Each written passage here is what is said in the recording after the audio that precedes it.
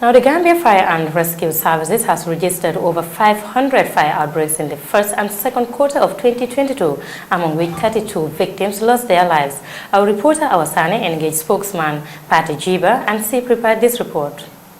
823 fire incidents were registered in the Gambia in 2021. However, these numbers have risen this year, as the statistics of the outbreak recorded from January to July 2022, according to Mr. Pateh Gibba, hits 527, out of which 148 victims were rescued, whilst 32 victims were pronounced dead. Mr. Gibba outlined some of the causes of most fire outbreaks, among which include poor management of electricity, candles, gases, and bushfire from some hinterlands.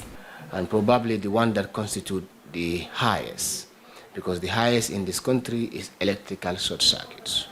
You know, most of the time, or over 64% of our fires are related to electricity. And in that case, electricity is posing a serious problem for us. I do not know, probably it's because the way we manage it in our houses, or it is the way it has been installed. But we want to blame it on the poor management of the electricity, because if it is installation, we feel that chances of it being installed correctly are there. You know, because after installation is where you see some of these issues. So probably the cause of most of these electrical fires could be the way we manage our electricity in our houses. So if we are able to manage electricity, then we'll be able to save a lot of property, because it constitutes above average of all the emergencies we used to attend to from the beginning of the year to the end of the year. So I would tell you electricity is one of them, cause fires. Regarding the usage of gases, he has this advice. Gases.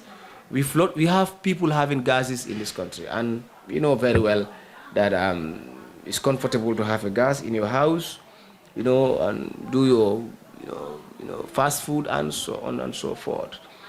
But the problem with gas is another problem that the firefighter will keep on fighting, you know, day in, day out, because people use gas in their houses, but they do not manage the gases the way a gas should be managed in the house.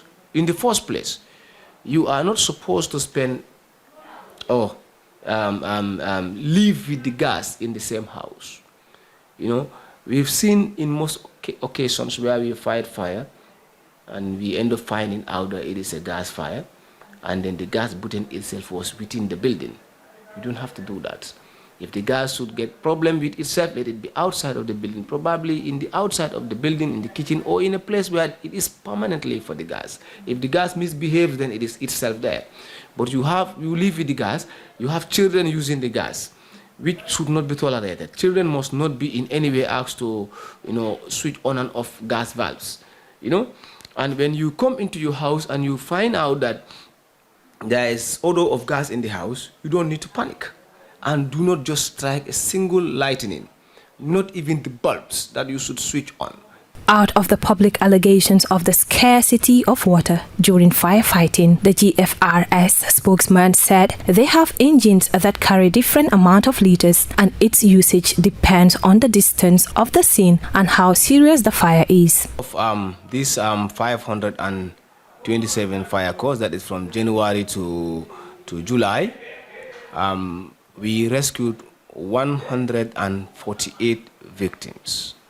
Anytime we go out to do some kind of an exercise, lives are at stake.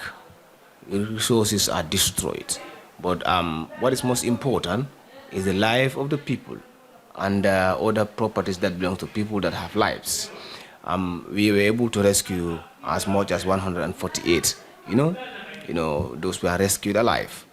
And out of what the deaths that we register were 32.